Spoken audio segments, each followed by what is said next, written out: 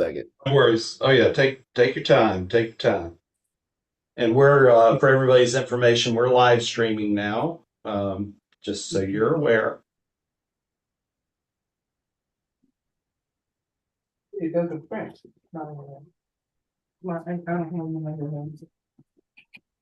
My agenda doesn't print. Look, this is what I did. It doesn't print. Come on.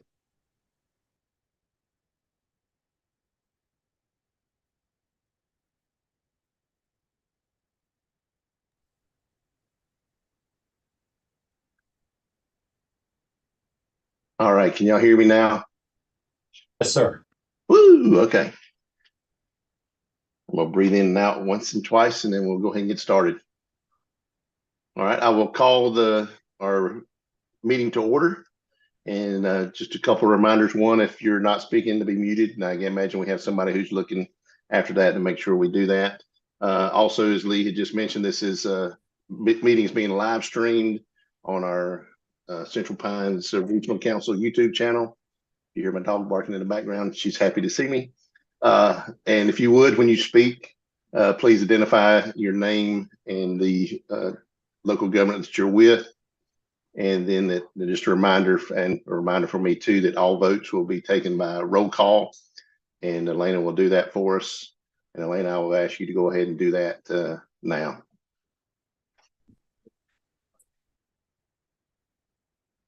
Elena, did you want me to do that? I know that we're having to share screens in multiple places, so is that okay? Go ahead. Okay. Aberdeen. Will Mullaney present. Apex. Chatham County. Durham.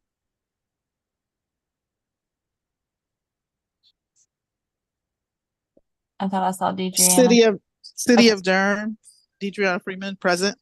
Okay. Durham County. Hillsborough. Hillsborough, Kathleen Ferguson, present.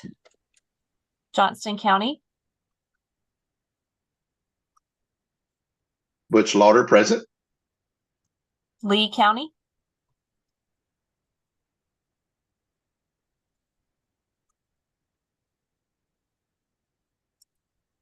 Think Bill's here. There we go. Sorry, I was mute. Bill Carver, Lee County present. No worries. Thank you. Moore County.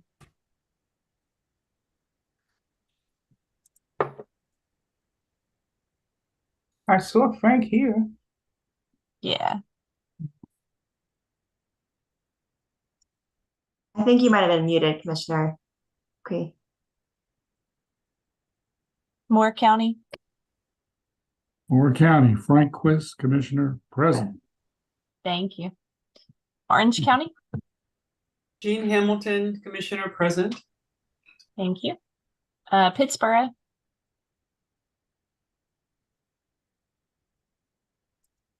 Princeton. Sanford. And Wake County.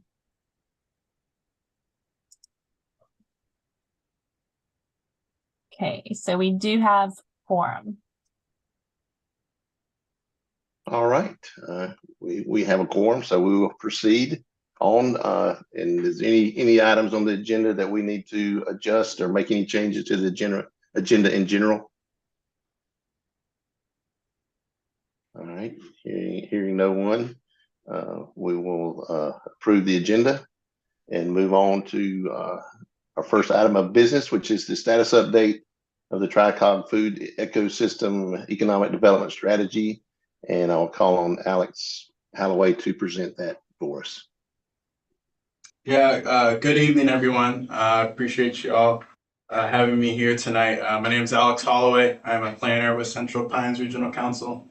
I wear a couple different hats here at the council. One of them is to help with some of our food systems work. And so I'm here today to talk about the TRICOG Food Ecosystem Economic Development Strategy, or TRICOG FEEDS for short. And so back in March 2022, we received a grant from the EDA, as well as some funding from KP Reynolds Charitable Trust to help administer this planning program. And so we're doing that in partnership with the Carter Council of Governments and the Upper Coastal Plain Council of Governments. And so with this, we're looking at all 17 counties that make up our 3 COG regions, sort of evaluating the food systems there, an understanding of how food is moving through those sort of systems, and then looking for opportunities to make different recommendations that can help increase sort of the urban-rural connectivity and the infrastructure within that to make it a more regional and robust system. And so I'm joined by Mary Jane Lyonnaise. She's the project lead, and she's based out of the Upper Coastal Plain Council of Governments. And so I'm going to share just a little bit about the background of TRICOG feeds, as well as food systems in general. And then I'll pass it over to Mary Jane at the end to share a little bit about some of the project deliverables that you can expect, as well as sort of any upcoming things that pertain to that. And so we'd love to get people's feedback and ideas on how to bring this idea of food systems, more regional work, to our larger board, and then to just local governments and elected officials in general. And so we can go to the next slide. So what is the food system? As you can kind of see by this diagram, there's a lot of different aspects along the value chain that make up sort of the food system. So there's the actual processing and production of the food, to its transportation, to its selling, consumption, and disposal. Hopefully that can then lead to more growing and et cetera. And so with the TRICOG Feeds program, we're looking specifically kind of at, if you see where growth starts and kind of follows all the way along up until market sell, sort of that aspect of the supply chain, understanding what is sort of the infrastructure that's needed to help make food systems more regional within this area.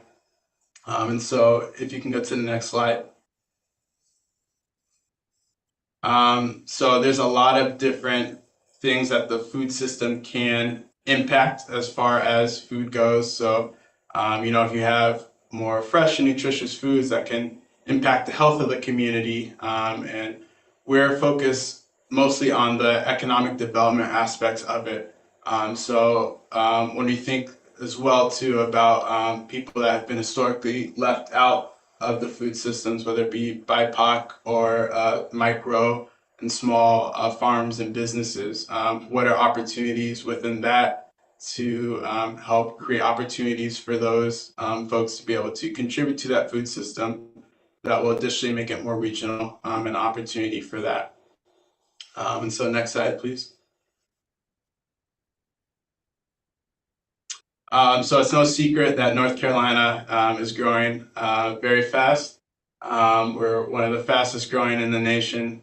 Within this region in particular, Region J, we have some of the fastest growing counties in the state and in the nation. And so with that, within the next 20 years, we could see up to 1.5 million acres lost of agricultural land.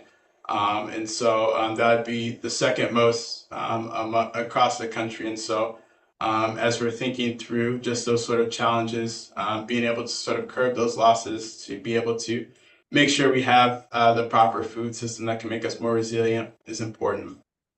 Next slide, please.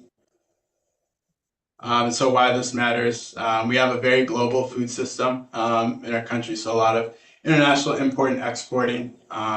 And as we saw with COVID, supply chains can be quickly disrupted that way. And so whenever you have more regional systems, it helps create a more robust system. Additionally, the global food system as well too isn't as sustainable as well too from a nutrition and just a production standpoint, with the increasing in droughts and soil depletion and stuff like that we're experiencing. So again, opportunities for more regional food system create more resiliency along those aspects. And so just looking at all the different federal and state opportunities that have come up within the past few years, to help make more regional systems. We want to take advantage of that.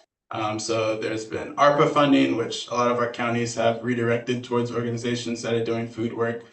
There's farm to school initiatives, as well as just looking at from a state the sort of assets that we have already in place that help make us a great agricultural destination. So just trying to take advantage of that.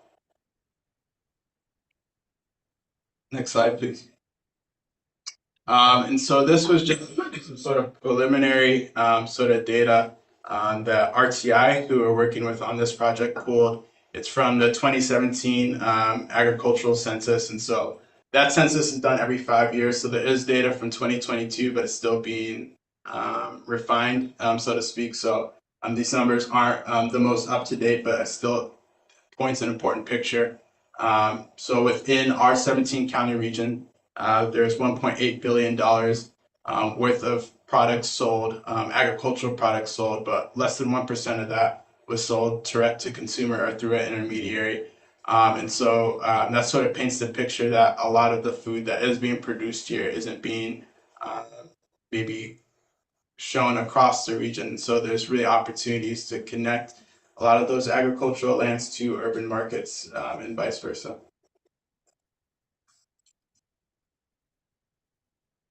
Yeah, so again, TriCog Feeds, we're working with CARTAR and Upper Coastal Plain Council of Governments to study our food system. And so the sort of goals and objectives are to use a lot of the quantitative and qualitative data that we can pull through that to really examine our food system, understand what are the infrastructural challenges, what are maybe the opportunities for access to those systems that traditionally underutilized growers and farmers and producers would need to be able to better access those markets. You can go to the next slide. And so why is this important? Local food producers on average do provide higher wage and opportunities. So again, from an economic development standpoint, it makes sense to be able to invest in the local food system. We're a very entrepreneurial region in general. And so just thinking through all the different potential ways that we can enable more of that sort of food production and food processing ideas to go through. And so looking for scalable solutions that we can then bring to our elected officials to be able to consider is a goal of this project.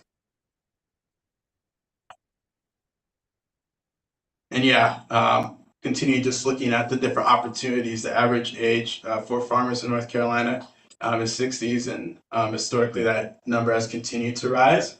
And so just thinking through what are the different challenges and opportunities that would be needed in order to be able to get younger and farmers that don't have that experience into the system.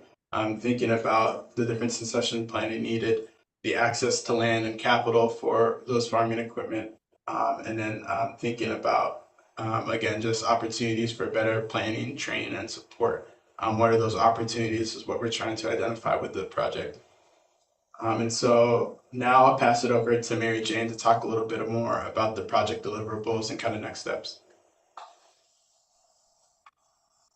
Thanks, Alex. Hi, everyone. My name's Mary Jane Linus, and I work as a regional planner for the Upper Coastal Plain Council of Government. And I've kind of been the coordinator of this project so far.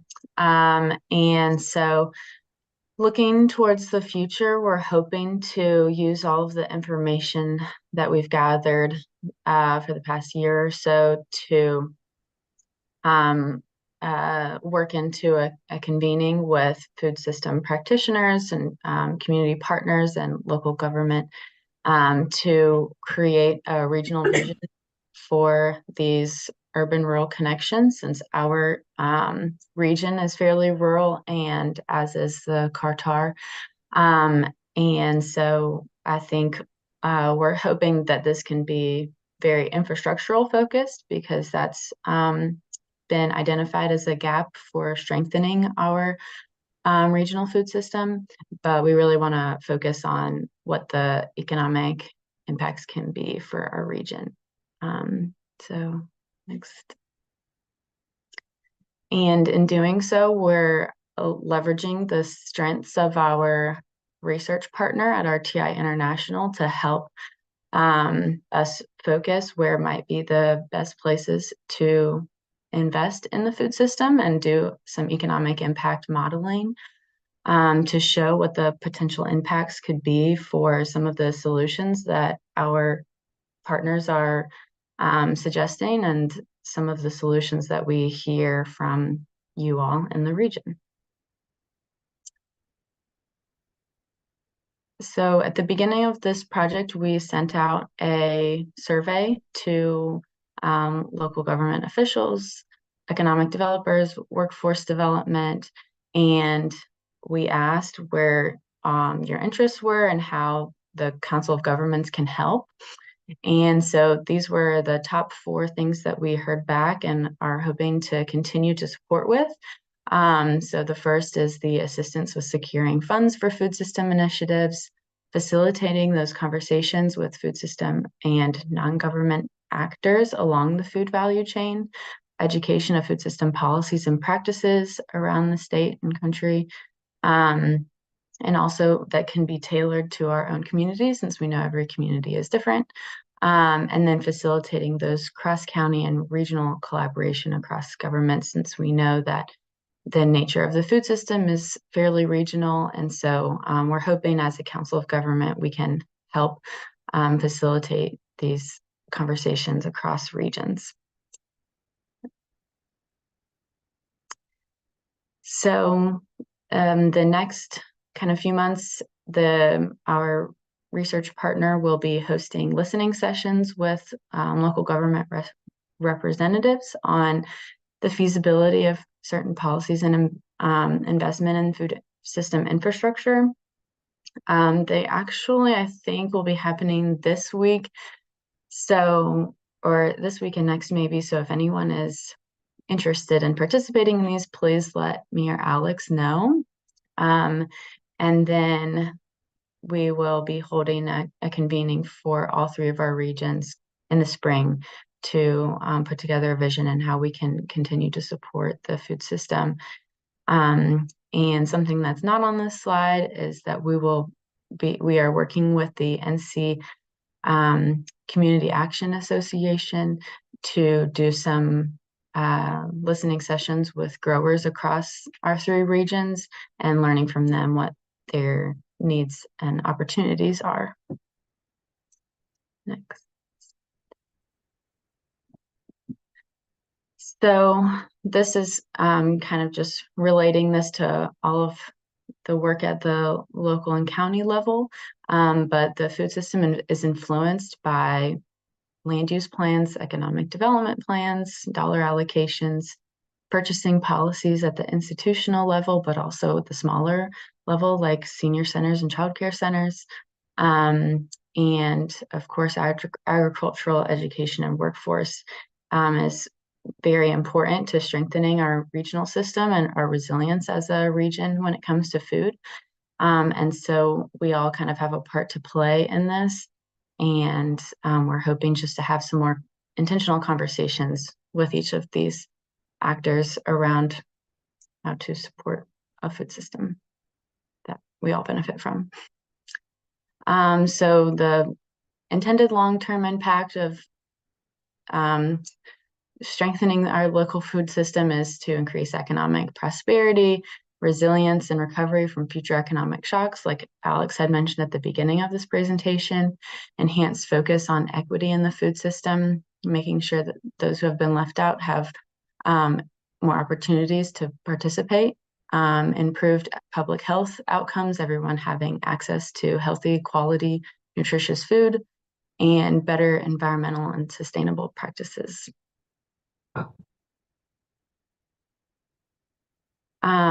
So I did also mention a survey at the beginning, and this survey has been taken mostly by our Upper Coastal Plain and Cartar members. And so I will just leave this scan code on the screen for a second for anyone who is interested in taking the survey so that we have a little bit more representation from the Central Pines region, and we know what you all are interested in learning about or us supporting. And I'm sure we can also send this after this presentation. If you would send that after the presentation, I would love to do it, but I'm driving. Okay, no problem. I think that's doable. Thank you.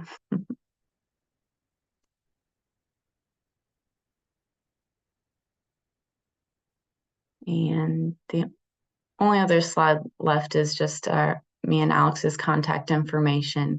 If you have any other questions, feel free to reach out. Be happy to answer them.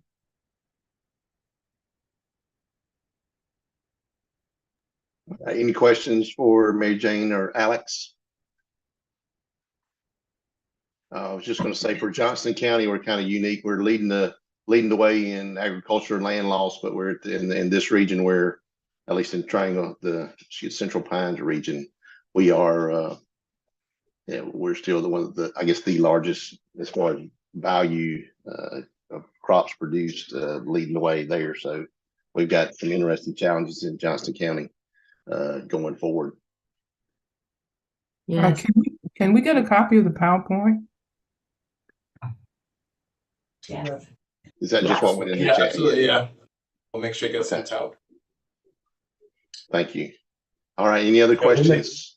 Oh, I was just gonna, we'll also, the Zoom chat is a link to that survey, but we'll also make sure we include that and get that to you after the meeting in an email as well. And we'll send it to the full board as well, so they have access to it.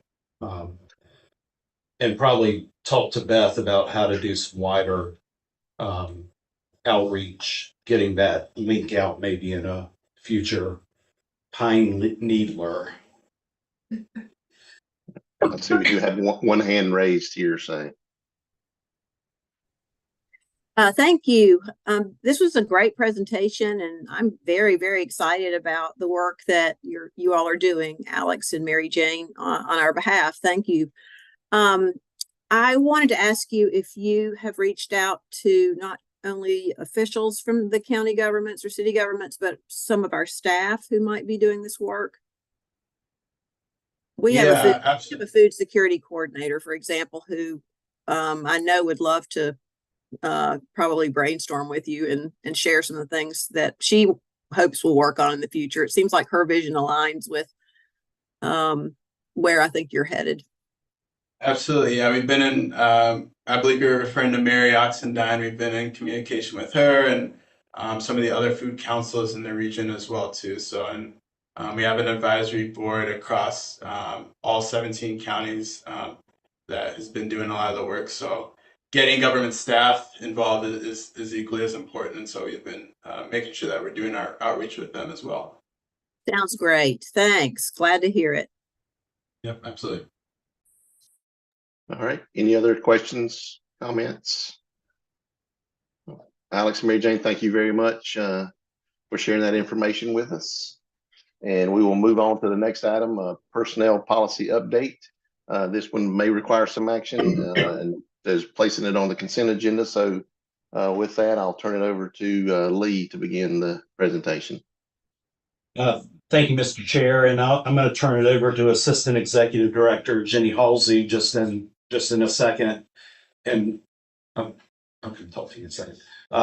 So every year we bring the personnel policy to our strategic leadership team or our department heads or leadership team to just make sure that things are working well, to see what conditions have changed and if there are any suggestions for potential recommendations for updates. Not all suggestions are always accepted by myself and the group and brought to the board. There were several that we discussed and decided were not appropriate to be placed into the policy, but there were a couple that we did. The other thing is that there are always technical changes based on federal rules and law that we look at and incorporate. So I'm going to have Jenny go through very high level specifics. You have a track changes version of the policy, and we'll certainly be more than happy to answer any questions that you have. Jenny? Hi, good evening, everybody. So the first change was that we had to go through and everywhere where it referenced Triangle J or TJ Cog, we changed to our new name. So I'm happy to mark that off the list. Also, when DCHC merged into the Regional Council July 1st, that put us over the 50-person employee threshold. And that means that we now need to comply with the Family and Medical Leave Act, FMLA. Our policy, and this is probably the biggest change in the entire policy, we had an FMLA-like policy previously called extended medical leave, but it was obviously not federally mandated. And so now with this change, we'll be complying with that. Another section, we just really expanded on the section for more clarity around the acceptance of gifts and favors that for staff.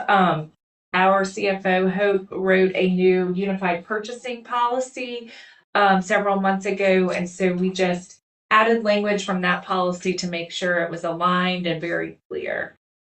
Another addition that we added under the sick leave portion was just adding mental health as a reason that you could take a sick day.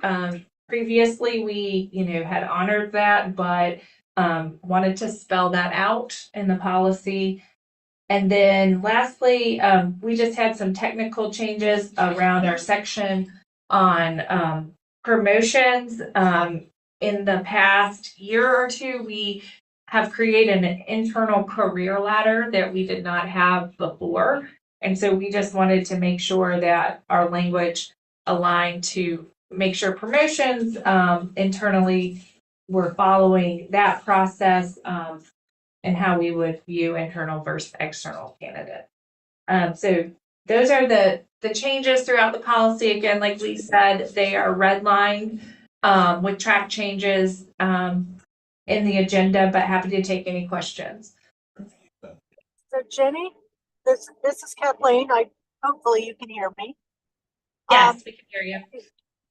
All right. One of the things that I realized we never talked about with this is that we started down the road for a more structured executive director evaluation process in preparation for the God forbid day that Lee moves on and retires. Where does that fit in with the policy so that we don't lose sight of that and we don't drop that ball? We did drop it this year to pick it back up.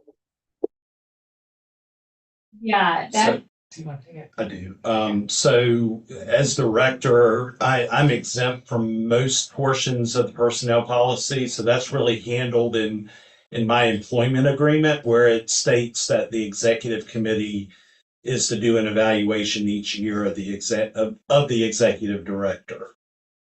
Okay, so the process that we were working on, we don't, just to clarify, we don't need to worry about that with respect to this policy.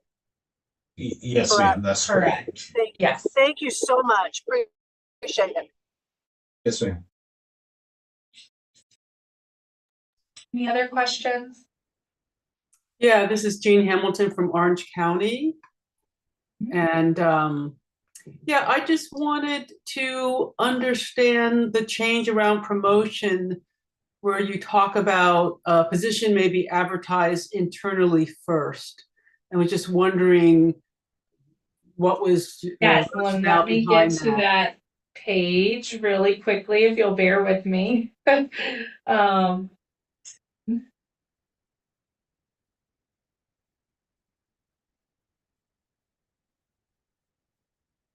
So yeah, in our language, we wanted it to match more of, since the career ladder launched at some point during COVID internally, we wanted to spell that out in the policy. So we've written it that it's to create we want to create career progression opportunities for employees whenever possible, utilizing the career ladder. And we already had some outlined kind of goals for internally how that would look if a position is vacant. And so, just kind of clarifying for supervisors when it would be appropriate. Some jobs, obviously CPRC experience is essential or preferred. And if we have somebody internally that we can promote within for a vacancy, we would like to do that. And if not, we will obviously consider external candidates.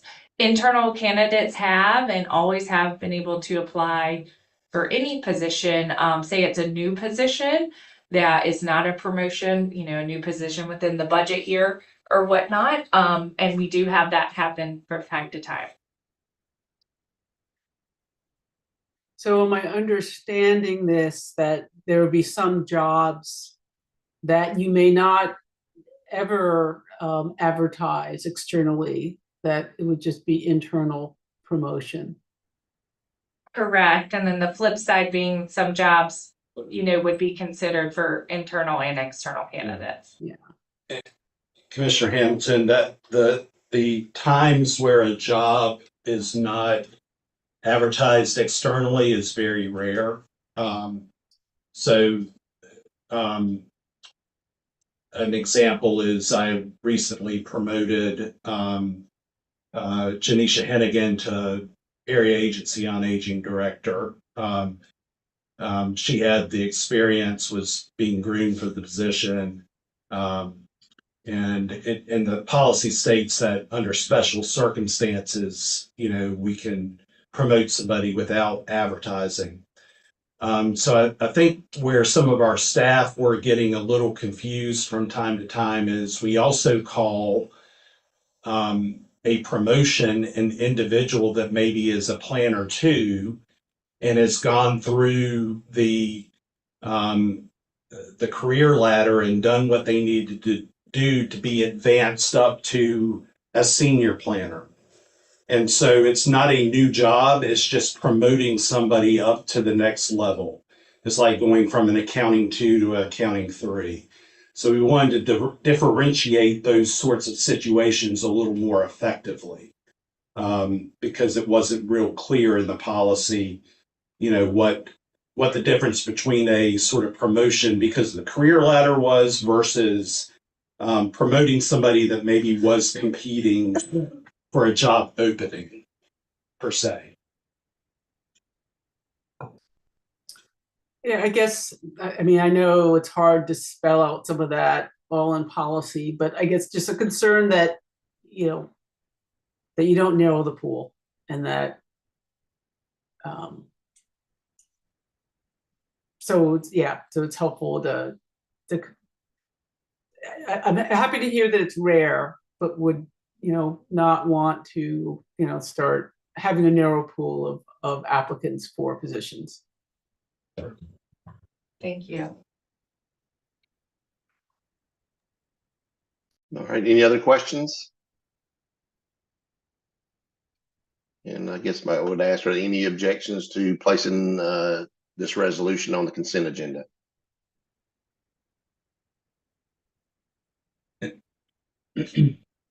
All right, then we'll move on to the next item, which is budget amendment number 4. This also is potential to be placed on the consent agenda, and I will ask Hope to present this to us. Hi, everyone. I will open it up for any questions. We only have 2 new projects included in the budget amendment number 4. One is a community and economic development project called Local Development District, and it's being funded with federal funding through the newly authorized Southeast Crescent Regional Commission. And the other new project is for the new Connected Region project, and I will let Lee answer any questions you have on that because he's been spearheading that. Everything else is just changes to funding that was already approved by the board, increase funding, or appropriation of fund balance for funds that were approved to have be included as assigned fund balance. So I'll open up for any questions that anyone has. All right, any questions for Hope or Lee? Bill Carver, Lee County. Unfortunately, I can't look at the paper and look at Zoom at the same time on my computer. So I remember there was a $38,000 number that was termed an increase in budget on a project without any, and I believe it's from our funds. It wasn't funded from outside. Can you, if you have that piece of paper there, if you can tell me what that was about? The $38,000 amendment was for Triangle Water Supply Partnership Project. It was for an invoice that some staff had missed, but those funds are sort of held in reserve in our fund balance. So we're just appropriating funds that had already been collected in a prior year to cover that cost. Okay, I see that. And then there was a $3,000 number that was also associated with some oversight on yes, that's some the accounts payable or something. Same sort of deal going on there. That's with the Triangle Sustainability Partnership Project. Okay, now I know everything that I've seen characterized about the way all these things work are in an excellent category. At the same time, it seems like the right question to ask: how are we overlooking things like that? Am I straining at gnats here, or it just seems unusual to say, gee, we didn't see that invoice come in or something?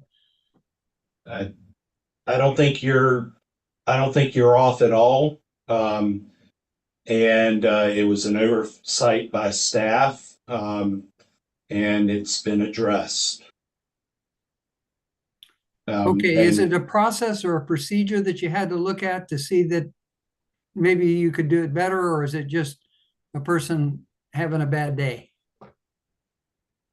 I think it was an oversight by an individual that it was just, and it was an oversight. We had some changes in some personnel, and I think the handoff from the one person to the other probably wasn't as smooth as it could have been. And so I think there could be some opportunities to talk about how we make sure we do handoffs better.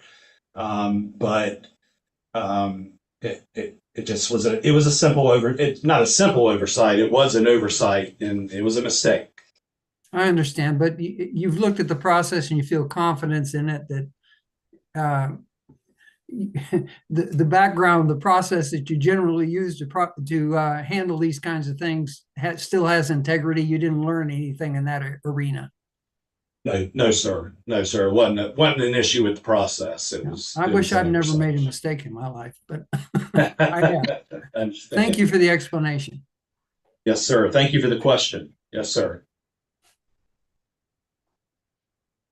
All right, are there any other questions? If not, are there any objections to placing this resolution on the consent agenda? All right, hearing none, we will move on to the consent agenda. And we have those 4 items. We have the draft minutes from our March 22nd meeting of this year. Also the minutes from the draft minutes from our September 27th meeting of this year. And then the adoption of resolution 2023-1101 personnel policy and adoption of budget amendment number 4, resolution 2023-11-02. So, Mr. Chair, this is Kathleen Ferguson Hillsborough, and I move to approve the consent agenda as presented. All right, do I have a second? Second, Deidreana Freeman, City of Durham. All right. Thank you both. And Elena, I will call on you for the roll call vote. Thanks, Chair. I'm going to pass to Beth one more time just because I cannot see the roll call sheet. Well, I guess that's the last time I get a chance to forget that. So, well, Oh, no, that's okay. All right. Aberdeen, Will Mulaney Aberdeen votes aye. Apex, Chatham County, Durham, Deidreana Freeman votes aye. Durham County, Heidi Carter, aye. Hillsborough, Kathleen, can you say that one more time, Kathleen? I think you cut out. sorry, Kathleen Ferguson, aye. All right, got it. Johnston County, Butch Lauder, Johnston County, aye. Bill Carver. I'm sorry, Lee County, Lee County, Bill Carver votes aye. Moore County, Quist, Moore County votes aye. Orange County. Jean Hamilton, Orange County, aye. Thank you. Pittsburgh, Princeton, Sanford, and Wake County. Susan Evans, Wake County votes aye. Unanimous. All right, very good. Next, we will move on to the executive director's report. Lee. Thank you, Mr. Chair. Members of the executive committee, I've got a couple things I wanted to report out today. The first item is on your agenda. We're really excited for the January 24th board meeting. It'll be the first meeting in the new Central Pines conference room, which they are making really great progress on. Where we will also be sending out a save the date here very soon for our official ribbon cutting and open house for the board and for the public and our partners, 2 to 5 o'clock on that same day. So we'd love to have you come and tour the space. We envision having the board cut the ribbon around 4:45. And then we are going to actually have a board picture with all the board members who are able to make it. The new space in Suite 130, we're excited. We'll actually have a spot for individual pictures of our officers and the officers of the DCHC board, and then a group photo of the full board for Central Pines and for DCHC. So we want to make this sort of a yearly tradition at the January meeting where we're taking a board photo. So we'll be doing that. And then also at the January meeting, we'll be not only welcoming new board members, but also recognizing board members who are rolling off of the board, either because they decided not to run or because they lost their election. So really encourage you to be there on the 24th of January. We'll certainly get more information out to you about that. So moving on, I wanted to give you an update on the makeup of the Board of Delegates. I think this is probably the largest amount of vacancies that I've seen since I've been here in 8.5 years. And so just to give you a pretty high level overview of the vacancies that we believe we have, beginning in January, I think we're going to have 14 vacancies for delegate members. So 14 local governments with a vacant delegate. We will have 1 vacancy on the executive committee. We will have a vacancy for the delegate to the North Carolina Association of Regional Councils forum. That will be vacant. Mr. Raines is the vacancy on the executive committee and the vacancy on the as the delegate to the forum. Also, I think we've got 11 sitting delegates or alternates that'll be rolling off the board. So we will certainly hope to be able to honor them and thank them for their service in January.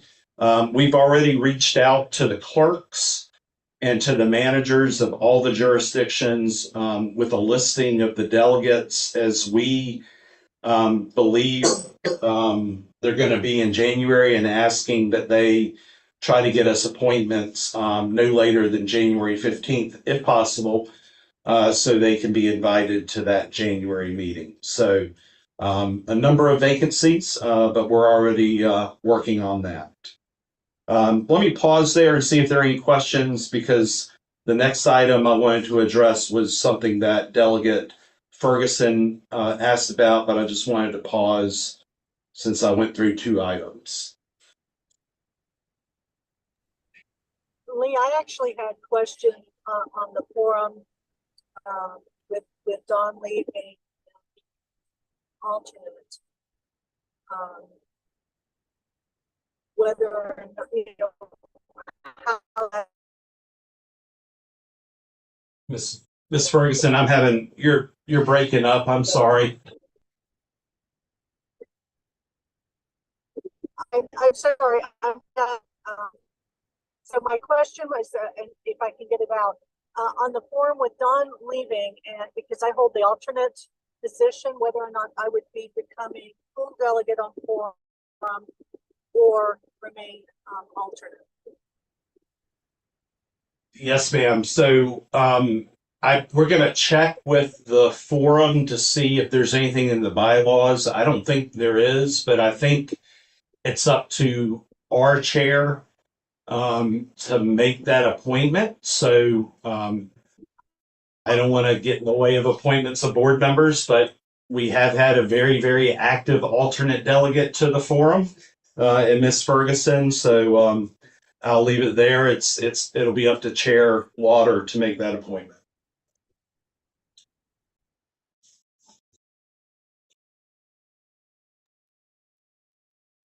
Okay. Any other questions? I'll move on. I hope that you got an email from me yesterday about an issue that's popped up between the League of Municipalities and the Piedmont Triad Regional Council, which is the regional council that represents the Winston-Salem and Greensboro area. I just really quickly want to go through a couple points on that and see if you have any questions. But basically what I'm going to report to you is really all I know at this point. So as part of the ARPA funding from the state, the League of Municipalities was allocated $15 million for the purpose of creating some finance software and some finance support services for municipalities. And I just want to stress that we at Central Pines, and me personally, have always had a really close working relationship with the league and the association. I still enjoy a really good relationship with both Rose and with Kevin Leonard. So we've always been able to cooperate and work together. And I think it was because of that relationship that Rose actually personally called me from some airport. I forgot where she was on the 3rd of November to just give me a heads up that a bill had been introduced in the General Assembly the night before that would have reallocated that $15 million to the league to some private company that does some sort of financial software work, but it would have been run through the Piedmont Triad Regional Council, so that they would have been the conduit for those funds. Understandably, Rose was not happy about that, and she just wanted to let me know that they were going to be lobbying hard, that they had gotten the bill pulled off the floor, but they would continue to lobby hard to retain their funding. And I told her that I certainly understood that. The other piece of this is the lobbyist that represents the statewide COG Association evidently has been involved in this conversation about moving the money and is also working with the Piedmont Triad Regional Council separately. So I was surprised, had no idea that this was going on. I was actually getting ready to go in a meeting with Elena with a group from Orange County about some work we may be doing with them. So I stepped out. I called Anthony Starr. Anthony is the legislative chair for the COG Association and the director of the Western Piedmont Council of Governments. Asked if he knew about this. He didn't know about it. He was surprised. First, he had heard that this was happening as well. So he made some phone calls. And long story short, I had breakfast with Rose yesterday. We had a really good conversation. We're continuing to work together. I've told Rose and told others that I certainly don't support anyone trying to take funding away from another local government partner, especially without having any conversation about it or leaving all of us sort of in the dark. We'll be meeting with our lobbyists tomorrow. I've got a lot of questions about this, and until I meet with him, I want to be fair and hear both sides before I make any judgments or final conclusions. But just wanted to get you all up to speed and let you know. Certainly with another cog attached to this, others may wonder what our position is or what my position is, and if we had any knowledge or were involved at all. And I just wanted to allay any concerns, but certainly happy to answer any questions that you may have. But that's all I know about it at this point, and certainly willing to give you an update once I get more info. So Lee, this is Kathleen. Have you had a conversation with Matthew Dolce? Have I? Yes, I did.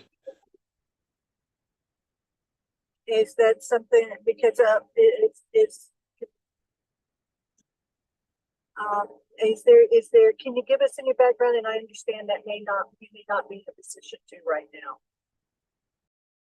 Right. I haven't. So I saw Matthew at a national conference last week where a lot of us were, and we were at a reception basically and talked about it a little bit. And I mentioned that I wasn't real comfortable with what they were doing. I would say that, I mean, I don't want to characterize his comments too much, but I would say that he, at that point in time, wasn't willing to sort of say that they would tell the lobbyists to stop lobbying at that point in time. So we'll see what happens tomorrow. I mean, the lobbyist works for us, and I think we're pretty unified. It's going to be Anthony, myself, and Justin Hembry who make up the executive, and Robert Hyatt who make up the rest of the executive committee. And I think all of us are in complete agreement in that we're not real happy with what's happened, and we need some explanation. All right, thank you. Because my next question is that something that would be discussed.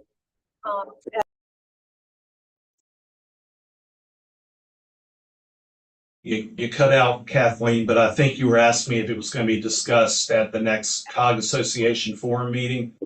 Correct. Sorry. That's okay. It's okay. I'm sure it will be. Yes, ma'am. All right, thank you. That's all my questions right now. Appreciate it. Yes, ma'am. That's all I have, Mr. Chair, unless others have questions or around that or anything else they'd like to ask me. Thank you. Any other questions for Lee? Bill Carver from Lee County. A few months ago, we talked about diversity issues as it related to hiring. And I know that's on your table. You're concerned about it, or at least you're paying attention to it. And I was wondering in this discussion about the personnel policy, whether or not we have an eye toward making sure that the pool of people that we're looking for to fill positions include people of different ethnicities, et cetera? Is that something that you feel like is explained well enough in what we're doing? I will say it's not outlined as part of the personnel policy, but it is one of our organizational principles that was adopted in the last year and a half. And it has been, we have a DEI internal task force, and that a group from that task force went through the GARE cohort in the past year and a half, Government Alliance on Racial Equity. And we went through it with participants from Wake County and City of Asheville. They're a national organization, but they did a North Carolina cohort. And within that cohort, we had to pick a project. And we actually picked HR and recruitment and diversity. And so we are actively trying to, and we've already done some, implement some changes to ensure that we are getting a diverse pool. And so myself and Suchi Gupta, our DEI coordinator, are kind of trying to keep us on task and make sure that we're doing that. But I'm happy to follow up with the specifics of, you know, what we've done so far to date.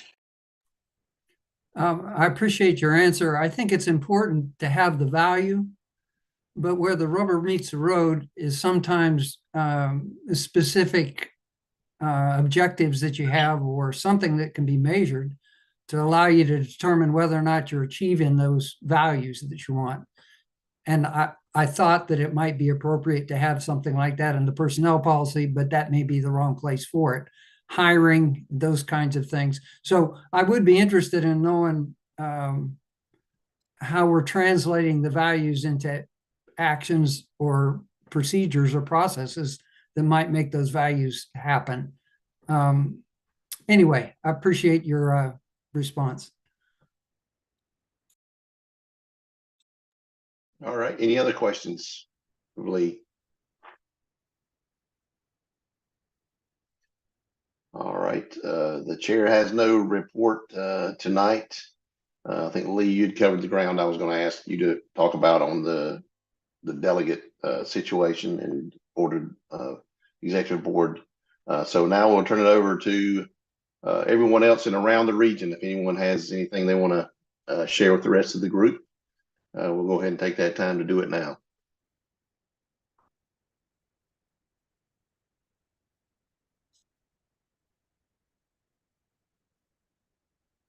Going once, going twice. All right, we don't have any other business. So I will go ahead, ask for a motion to adjourn and a second. So moved. And have a second. Second, Susan Evans. All right. And we don't need to take a roll call, but I can just say we're adjourned since we did that.